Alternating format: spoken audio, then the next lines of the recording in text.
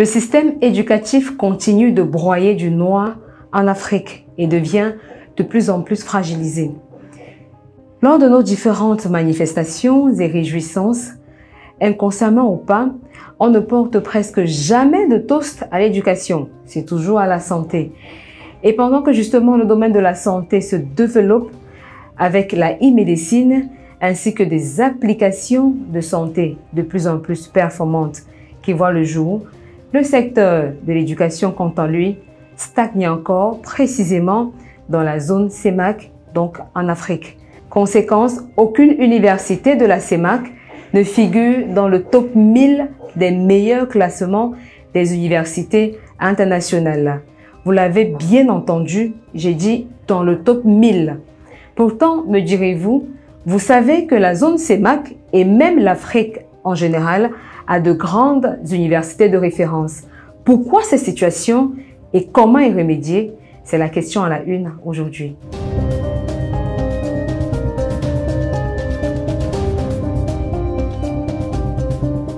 C'est le professeur agrégé en économie Daniel Ona-Ondo, qui est également président de la commission de la CEMAC, qui a relevé la situation lors d'une session extraordinaire de la conférence des recteurs et des responsables des institutions des chercheurs de l'Afrique centrale, tenue du 19 au 20 avril dernier.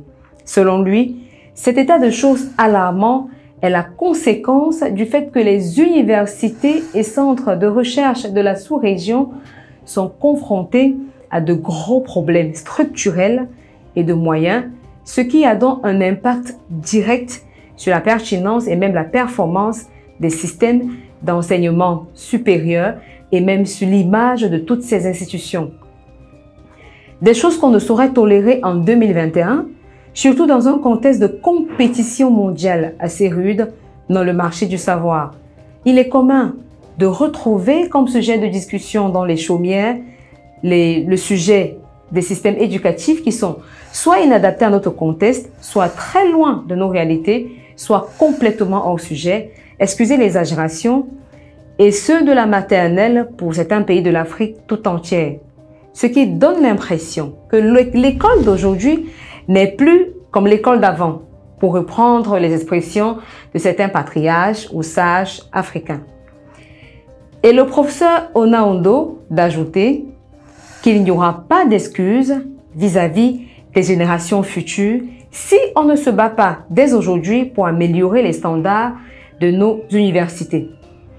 Pour inverser la tendance, l'une des solutions proposées est la mise à jour du fameux système LMD, entendez, licence, master, doctorat, appliqué dans notre système sous-régional depuis des années déjà. Il faudra aussi retravailler le volet label CEMAC d'accréditation et de certification d'établissements et des formations. Ensuite, renforcer la cellule assurance qualité au sein de l'espace sous-régional.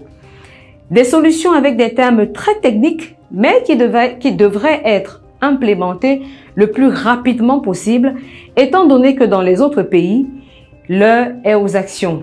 Même si, depuis l'année dernière, l'Afrique a déjà perdu 6 places à ce classement mondial, 11 universités africaines sont tout de même représentées dans ce palmarès. Précisément, 7 universités de la nation arc-en-ciel, qui est l'Afrique du Sud, et 4 universités égyptiennes qui répondent aux critères de classification assez rigoureux. On ne saurait quand même terminer sans saluer les efforts consentis par les autres pays pour améliorer ou moderniser leur système éducatif.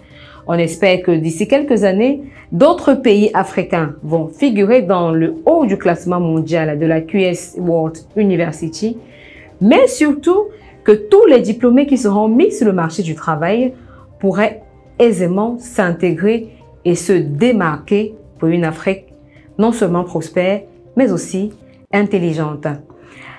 On se donne rendez-vous la semaine prochaine à la même heure sur la même chaîne. Et en attendant, je vous souhaite une très bonne fête du travail qui se célèbre le 1er mai 2021. Et big up à tous les travailleurs. Beaucoup de réjouissances il y en aura dans les entreprises. Pas d'excès. Rendez-vous la semaine prochaine.